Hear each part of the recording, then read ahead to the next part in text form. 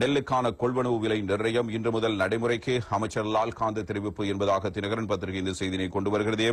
நெல் கொள்வனவுக்காக 500 கோடி ரூபாய் ஒதுக்கீடு, கடந்த வருடங்களை விட அதிக விலையில் இம்முறை நெல் கொள்வனவு என்பதாக அமைச்சர் இவ்வாறு குறிப்பிட்டு பேசியிருக்கிறார். 1 கிலோ நெல்லினுடைய விலை எவ்வாறு நிர்ணயிக்கப்பட்டிருக்கிறது என்பது குறித்தான விடயங்களை நாங்கள் அவதானிக்கலாம்.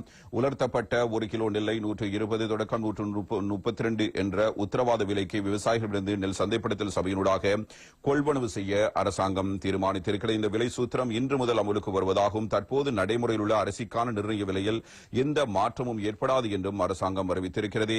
அதற்கமைய 1 கிலோ நாடு நெல் 120 ரூபாவுக்கும், 1 கிலோ சம்பா நெல் 125 ரூபாவுக்கும், 1 கிலோ கீரி சம்பா நெல் 132 ரூபாவுக்கும் நெல் சந்தைப்படுத்தல் சபையினூடாக கொள்வனவு செய்யப்படும் என்று கமத்தொழில், கால்நடை வளங்கள், காணி மற்றும் நீர்ப்பாசன அமைச்சர் கே டி லால்காந்த் இவ்வாறு கூறியிருக்கிறார்.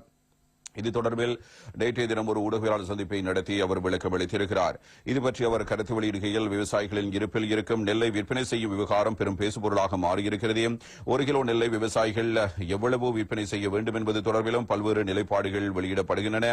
தற்போதைய நாட்களில் நெல் அறுவடை செய்யப்படுகிறது. எதிர்வரும் நாட்களில் அறுவடையில் அதிகரிப்பை அவதானிக்கக்கூடியதாக இருக்கும். தற்போதும் நாட்டில் அரிசி மாஃபியா இருந்து வருகிறது. அதேபோன்று நெல் மாஃபியாவும் நாட்டில் இருக்கிறது. எமது நாட்டில் இருப்பது சிறிய அளவு சந்தை கட்டமைப்பு என்பதால் மிக இலகுவாக இதுபோன்ற சிறிய தரப்பினர் மத்தியில் அதிகார சக்திகளின் ஆதிக்கம் அதிகரிக்கிறது. இந்த நிலைமை அரிசிக்கான சந்தையிலும் இருக்கிறது, நெல்லுக்கான சந்தையிலும் இருக்கிறது. இவ்வாறான நிலைமையில் குறைந்த விலையில் நெல்லை விற்பனை செய்ய வேண்டிய இக்கட்டான சூழ்நிலைக்கு விவசாயிகள் தள்ளப்படுகிறார்கள். வர்த்தகர்களும் விவசாயிகளிடம் கொள்ளையடிக்கவே முயற்சிக்கிறார்கள். அதேபோன்று நுகர்வோரை நெருக்கடிக்குள்ளாக்கும் வகையிலான செயற்பாடுகளை அரிசி உற்பத்தியாளர்கள் முன்னெடுத்து வருகிறார்கள். அதற்கமைய அரிசிக்கான விலை தொடர்பில் சிந்தித்தும் நெல்லுக்கான விலையை பரிசீலித்தும் விவசாயிகளுக்கும் நுகர்வோருக்கும் நிவாரணம் கிடைக்கும் வகையில் நெல் கொள்வனவு தொடர்பில் நெல் சந்தைப்படுத்தல் சபையினால் 1 கிலோ நெல்லுக்கான உத்தரவாத விலை நிர்ணயிக்கப்பட்டிருக்கிறது. நெல் சந்தைப்படுத்தல் சபையினால் ஈரப்பதன் கொண்ட அரிசியை கொள்வனவு செய்ய முடியாது. ஆனால் தனியார் துறையினரிடம் ஈரப்பதன் கொண்ட அரிசியை உலர்த்துவதற்கான வசதிகள் இருப்பதால் அவர்கள் ஈரப்பதன் கொண்ட அரிசியை கொள்வனவு செய்வார்கள்.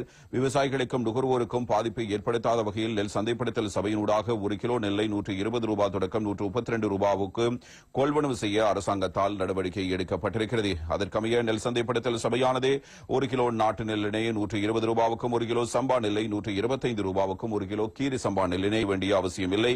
இந்த விலையை விட அதிக விலையில் நெல்லை கொள்வனவு செய்வதென்றால் அதில் அரசாங்கத்துக்கு எந்த பிரச்சனையும் இல்லை. 1 கிலோ நெல்லுக்கான லாபத்துக்கான செலவில் 3 1 பகுதியை செலவுடன் இணைத்துக் கொடுப்போம்.